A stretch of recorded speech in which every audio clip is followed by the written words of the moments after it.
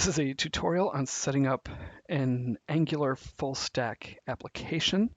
I'm setting this up on my Mac. It should work similarly on a Linux environment. Basically, we're going to walk through setting up the application and then show um, some of how the application is laid out and how to work with the application. So before we get going, there are a couple of prerequisites that you need to have installed. The first is node.js. So I've enclosed a link to installing node.js. Otherwise, you can just type that into a browser. You go to node.js, and then you can download the appropriate node package for your machine, whether it's Windows, Mac OS, or Linux. When you install Node.js, it also installs npm. npm stands for Node Package Manager.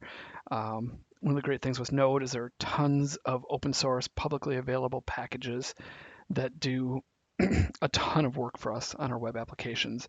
So we'll be using npm pretty frequently here. So you can download, excuse me, and install Node and npm on your machine. And once that is done, we'll move on to the next step. The next step will be to install the Angular full-stack-generator. So again, there's a link to that in the documentation, or you can just browse it. It's on GitHub. It's an open source package. So this generator will basically build us a full mean stack application with Mongo, Express, Angular, and Node.js. And if you look down in the documentation, you just see there are just a couple of things that you need to do to install the Angular full stack. Basically, you're going to install some Node packages, npm, install, -g means globally. So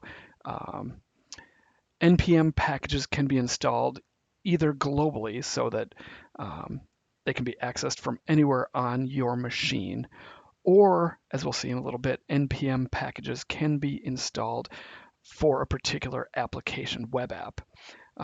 When we do our full stack application, there will be a whole bunch of Node packages for that specific web app. But we want to be able to use this generator anywhere on our machine. We want to be able to create, as many web applications as we want. So we're going to install it globally. Then we're going to install 3 packages. Yo, which is a tool, another sort of generator tool that Angular full stack generator uses. Gulp is, we'll talk a little bit more about Gulp. Gulp is a building and packaging tool, and Gulp CLI is the Gulp command line interface for performing certain Gulp tasks. And again, we'll talk about Gulp a little bit more as we get into this. And then finally, we're going to install the Angular full stack generator. So you can just basically take this line like that, copy it. I've got a terminal open here and paste it in. What I would recommend is you may have to run this as root on your machine, depending on your permission structure. So you may need to do a sudo npm install. So I'm going to run it like that, type in my password, and then it's going to go ahead and go out and get those packages. Now, I actually already have them on my machine, so it's not going to do much work here. This may take a little bit of time on your machine to pull all the packages down locally that are needed here. So we'll let npm do its work. npm will also install any dependencies, for example, yo and gulp client. And we'll look here. This is everything that npm installed for me now. So you can see it installed generator Angular full stack, which depends on a lot of different things. It depends on Babel, which is a transpiler. So it installed Babel, and Babel depends on all these things, so it installed that. So you can see it installed, we asked for 3 things, we got a whole bunch, which is just fine. That's what we want. So now we have installed what we need to create our full stack application using generator Angular full stack. So you can see to run it, you just type in yo Angular full stack. So what I'm going to do is I'm actually going to create a directory here. Um, I'm going to go to my WebStorm projects. All right, I'm going to create a new project here. So I'm going to make dir my mean app. And then we're going to go into that directory, my mean app. So this is where I want my project created. And then I'm just going to run this command that it tells me to run. So you say yo Angular full stack. And this is going to create our application. So there's several things it's going to ask us here. Now, we can write our JavaScripts either using Babel, which is our transpiler. It'll basically translate ES6 JavaScript code into JavaScript, which is a very legit option. With Angular, I actually like to use TypeScript. So we're gonna use TypeScript for now. Either one's fine. Let's work in TypeScript for now. Do you want to write your markup in HTML or Pug? I like to use Pug, and we'll look at Pug and how that works a little bit. It's just a really fast way to write HTML. It's much faster and cleaner. So we're going to use Pug, and we're going to use Sass for our style sheets. We're going to use UI router.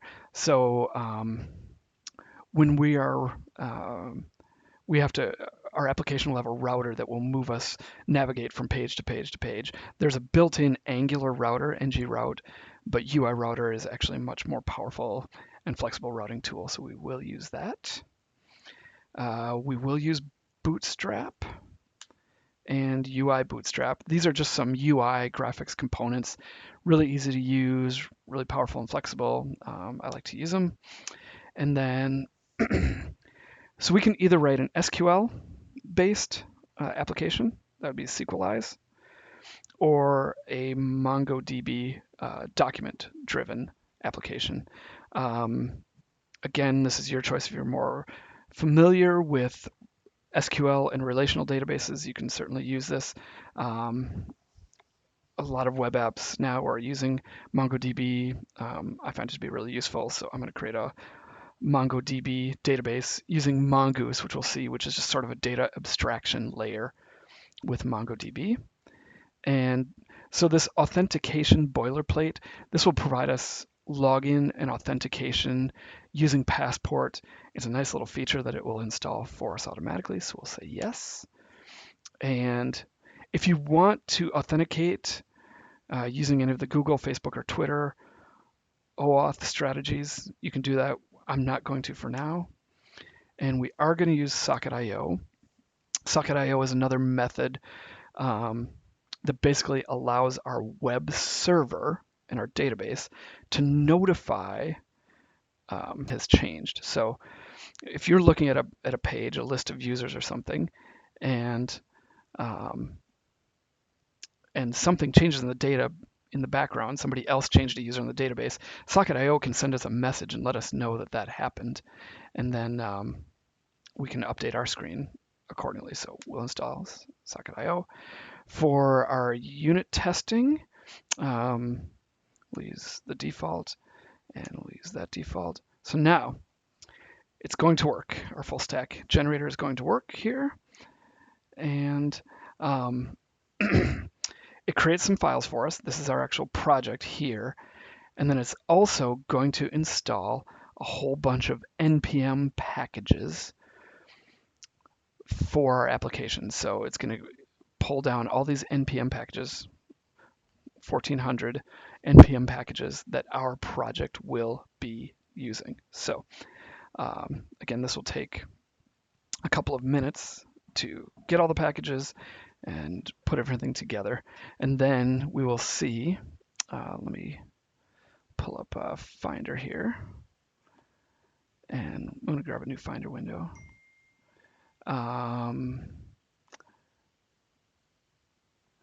Oh, that's the wrong one. That's the wrong app there. Hang on. Pulled the wrong one over.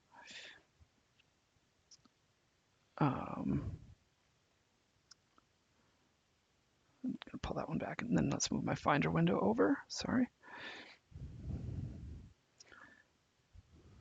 We'll move our Finder window over here. All right. So you can see in my case, go here to my WebStorm projects and my main app. You can see this is what Angular Full Stack Generator has created for us. And we'll dive into all of this. There, it's all done here. So this is the project structure that it created for us. Now we can look at it here in Finder, or what we usually do, I don't know what you generally use for editing files and all of those things. I use Sublime, I use Visual Studio Code. We can use Sublime here. Any text editor will work. We're actually going to open up this project. We're going to open this WebStorm projects, my main app. So we'll open this whole folder. And then we will view the sidebar there. So now we can see all the files that are here. This is what Angular Full Stack Generator gave us. Let's start with package.json. So when you use npm, you will have a file in your application called package.json. These are all of the npm packages that are being used in our application. You can see we've installed a package called Angular, and then next to it is the version. So we want Angular at about 1.6. SAS Bootstrap, Angular Animate, a whole bunch of different things. These are all things, Pug, all of this stuff that is being used by our full stack app. And then you'll see there's another section that is dev dependencies. Now, these are things that we're going to be using in our development environment, but that won't actually be deployed with our application when we deploy it out to our web server. And there's a bunch of things that help us with our development here that are installed. There's not a lot that you need to know or understand here, but just know that this package.json is what tells our application what dependencies it has and how to install it. At any point, if you go to your terminal, I'm in this directory, if you say npm install, it will look at the package.json, find all of the dependencies, and install them. And they actually get installed here in node modules. So you can see that our Angular Full Stack Generator, as a part of its process, actually did an npm install. So it has installed all of these packages that are in our application right now under node modules. You probably won't have to go in here much and look at those too often, but that's just where your npm packages are stored for this application. Now remember, we said some things are stored globally. So on your computer, and I think it's under user bin node packages, those are the global node packages, and then these are the ones that are specific to your application. One couple of other things to look at here. We talked about gulp. Gulp is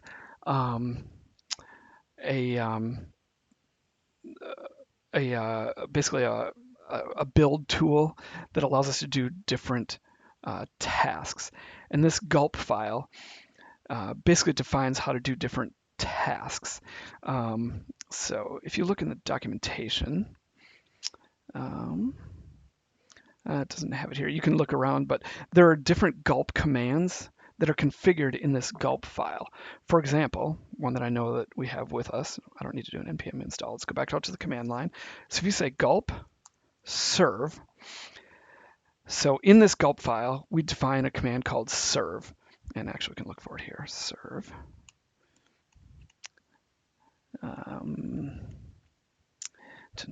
Should find. Let me look for serve with a space afterward. Nope. There. Here's gulp task serve. So when we run serve, it's actually going to call several different commands. Clean is going to clean our temp directory. It'll run lint on our JavaScripts. It'll copy all of our fonts, and then set up our environment, run typings, and then it will start our server and our client using Webpack, which we'll talk about in a second as well. So basically, when you type in gulp serve, it's going to run a whole bunch of tasks, and all of these tasks are defined down here. Gulp is a whole nother topic that you can dive into pretty deeply. But if we type in gulp serve, you'll see it's going to do a bunch of work for us. It's going to do our typings, cleaning things up. This is where it does the transpiling of TypeScript into JavaScript. And then it actually starts our node server. And you can see just by calling gulp serve, it has started our web server on port 3000 on our local machine. And look at that. Here's our full stack application. This is what the generator gives you by default. You can see there's a couple of different pages that are set up here. You can sign up, you can log in, different things like that, log out. You have a settings page. Here's our home page again. This is the code or the little application that they install by default. So a couple of things to note here. I'm going to hit Control C on this to stop it. So now you can see if I refresh, it's not running anymore. Close that out. So you could actually say node. Node. I believe it is server app.js. Okay, so you can say node server app.js, and that will might be index.js. What it's doing, gulp, it does all the building and everything, but then it runs index.js in the server file. And so that's what launches the application. So node runs, and there are configuration files that we'll walk through that tell it what port to run on and everything. So at the core, you're running a node application, and that's just gulp is doing that for you. So when we run this application, we're running a node application, and that's what's happening in the background. Let's go back here. One other thing to look at, we've got Webpack, which we talked about a little bit. Oh, that's Webpack. Dev Webpack make is the file we want. Webpack is a module bundler, and basically it does, again, gulp uses it to, basically we're saying if you see a JavaScript file, use Babel to transpile it from ES6 and ES7 into something that can be understood by any browser. Webpack also takes our Pug files. Pug used to be called Jade. It's now called Pug, but it basically transpiles our Pug into HTML that's usable by the server. It will compile our Sass into CSS.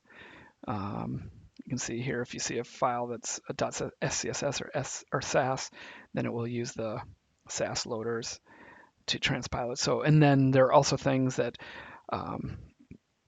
it can bundle everything together into one module, and you can see we will see when we distribute this to our web application, we'll create a distribution that will just have one JavaScript file instead of, we'll see there are lots and lots of JavaScript files in our project right now. This is a lot of stuff. These are some of the basic configuration things. So we're using npm and package.json. We're using gulp as our build tool. We're using Webpack as well. So now let's get into the actual code. You can see here, there's a client side, and this is all Angular. This is our client HTML and client functionality. And then back here is our server side. And our server side is our node application using Express and MongoDB. Let's start on the server side. A couple things to see here. There's a config directory, and this we can run our application in development mode, or production mode. And there are certain environment variables that get set up. So for example, if we're running in development mode, it's going to our Mongo database is going to be, it has this name, my mean app dev. We also have this thing called CDB, and we'll look at that in a second, but basically we can have some default data that is loaded into our database. And it says CDB, so every time we start our application, it repopulates the database with the seed data. If we're running in production, there's a bit more here. It tells us we're going to be running on port 8080, which is the standard port. Our Mongo database name is a little bit different. There's a few things that are set up here for production. And basically you can do different things. If you want to do gulp, serve, debug, gulp serve by default uses our development mode. You can do gulp serve prod, that will serve it in production mode, or gulp serve dist, which will package it up for distribution to a web server. And those are the different modes. So our gulp build manager will link in the correct things here, whether we're in production mode or development mode. So you don't have to worry about it a whole lot. Just wanted you to see that's there. This is the seed database, seed file, which populates our database. And you can see, I'm actually going to run gulp serve here. Again, this is going to do all this. And you'll see that it comes up, the database comes up with some, the application comes up with some information right away. And that is information that is actually pulling from our Mongo database. We'll look here, wait for the application to start. Dun, dun, dun. And you can see here, these things, all of these are, this is data that's being pulled from the database. And you can see that it's actually being populated, like development tools, integration with popular tools such as Webpack, da da da da. So that's right here. It actually is reading that from the database. One thing that I'm going to do for our application, we don't really need this. I'm going to get rid of, sorry, let's let me backtrack just a little bit.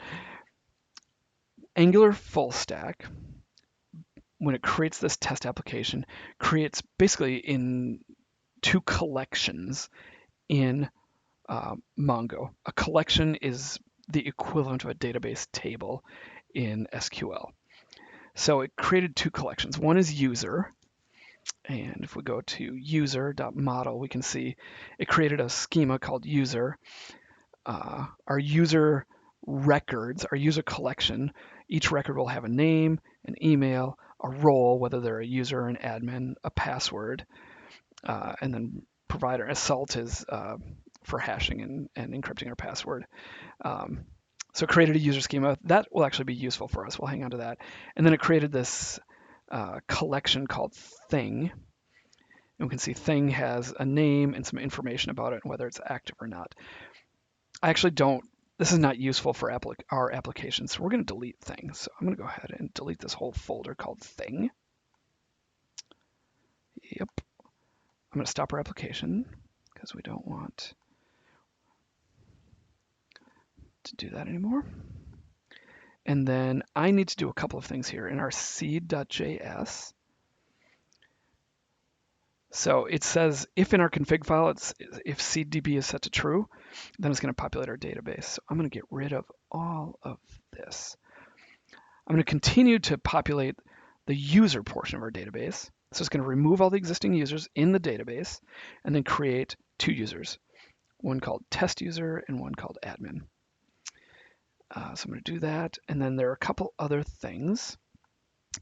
Express.js, that one's all right. I need to get rid of any references to thing here. And that's probably in app.js. Nope, we're not using it there. I think what I will do is, so we got rid of thing. We got rid of it in our seed. And let's see. Dun, dun, dun, that's fine. I'm going to get rid of it anywhere we don't need it. I don't see it anywhere else here. Routes, okay. We'll talk a little bit more about this as well, but I'm going to get rid of it here in routes. And let's see, hopefully that is ever. So I'm going to save all. And then let's restart our application. I'm guessing I missed something here, but it will tell me when I start it. So I got rid of things, and now it's going to say, hey, wait a minute. I got two errors. Thing is defined but never used in c.js. Oh, yeah. All right. And then it's also being used. Yep. So it just I missed it one spot here. Yep. Get rid of thing.model. All right. Save that. And now the great thing with this is when you're using gulp, it will do a hot reload. Did you see? I just changed this. I hit save and it rebuilt and reloaded. Any changes I make, if I have this running, this gulp serve command running, I missed it somewhere else. API thing.socket. So, oh, in socket.io. So socket.io is looking for a thing as well. So we'll just search for a thing. There it is. So get rid of that, save it. Now you'll see it will rebuild. It's restarting due to changes. It's rebuilding, and here we go. So now we have our app without the things. And the nice thing is, we'll see it doesn't break the client. The client has references to things, but there are no things, and so we'll look at the client in a little bit. I'm going to go ahead and log in here. Remember, it created 2 users in our seed, and the first one has an email address of admin@example.com, and the password is admin. So I'm going to type in that. I'll type in admin, and we will log in.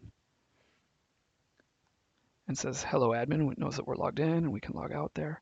So the app is still running and working correctly. Let's look at this. We saw here in routes.js. On the server side, we're using the express router. So our client is going to call the server to get data. So it's basically saying, if you see a request come into, for example, let's just set this up here. This is running here on localhost 3000 API. That's where their API users. It will return a list of users. So basically, Express Router says if you see a call to API users, go use the code. Require means pulling the code from here, server. So it's in this. So in this directory, API user. Now, and it's gonna. What it will find first is index.js. So you'll see that API user.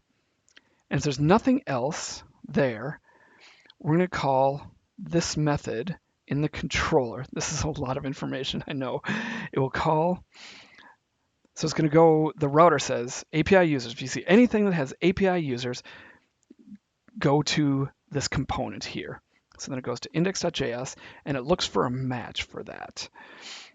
If it's just the root API users, which is what we did, call index, and we'll look at index in a second, but it will basically return all the users. We could say, if I do a get with a specific ID, which happens to be this, then it will show the user. Now, I may need to be authenticated to do this. We'll see how this, whoops. I must not have copied that correctly. Hang on here. Let me copy this. API users, that. There, and now it returned that one user. So you see that the routing kind of works, the express routing works like this.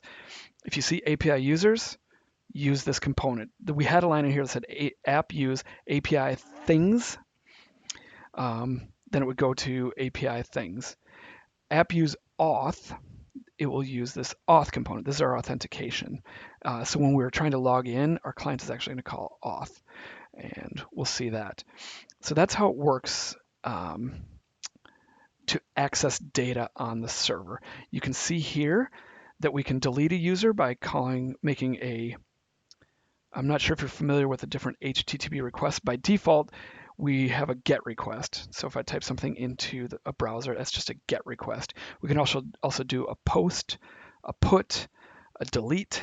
So if we do an HTTP delete request to API users with a specific ID, and you're authenticated as an administrator, then it will delete that record. So all of these routes then go to the controller. Let's look at user controller. So now we saw that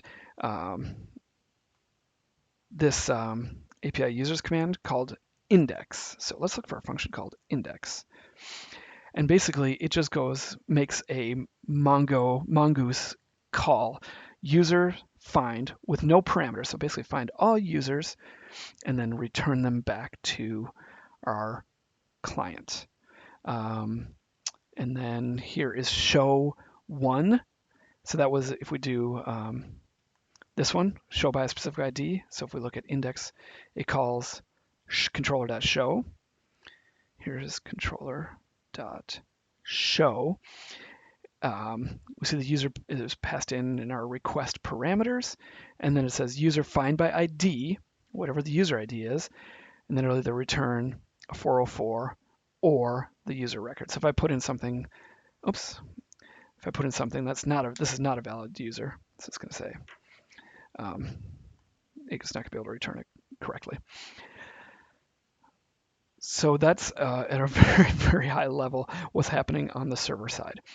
Now, I want to do something here with our Angular full-stack generator. It's pretty cool. What the Angular full-stack generator does is it allows us to create client components or server components very, very quickly. Now, for example, what if we're doing like an auction website and we want to list products? So we know we need a table or a collection for our products that we're storing. If you go to the Angular full stack documentation, you can see there are several tools that it has. So if we want to build a new app, you just say yo Angular full stack, which is what we did to create our application. On the server side, if we want to create a new basically table or collection, we can say yo Angular full stack endpoint.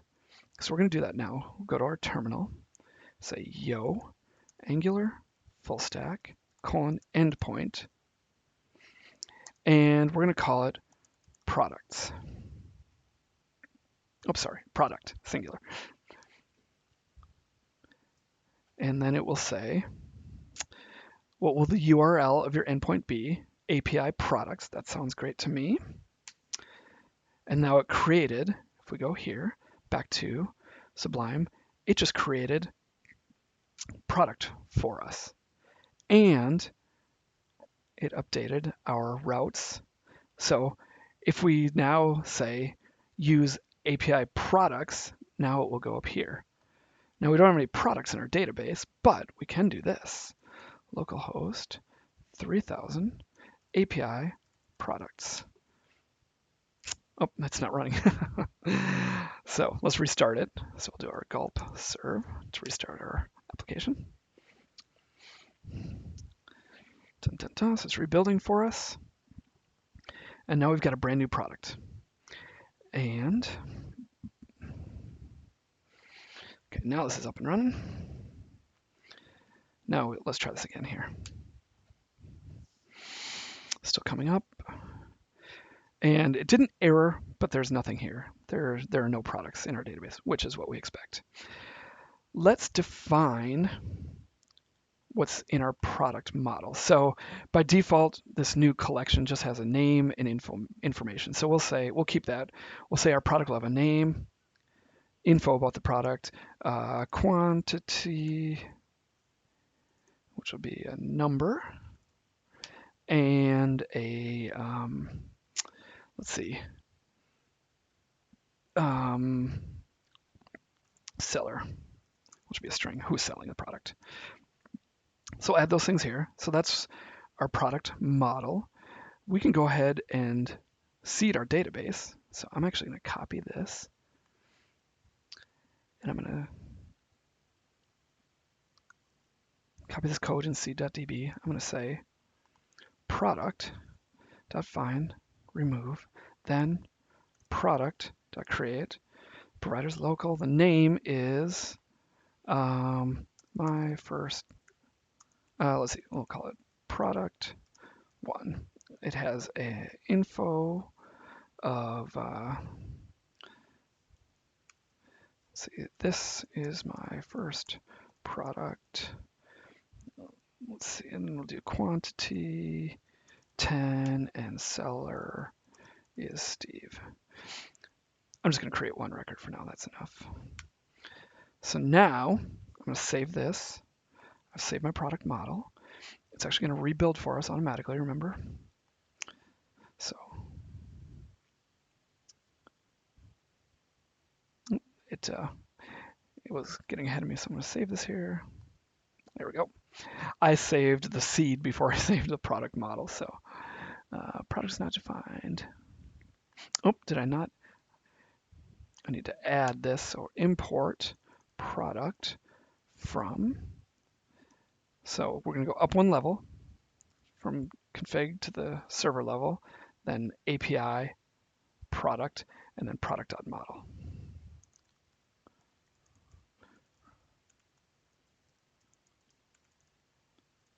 All right, so now this should build. And now, oh, I'm going to make one more change. I want to say finish populating products, or error populating products.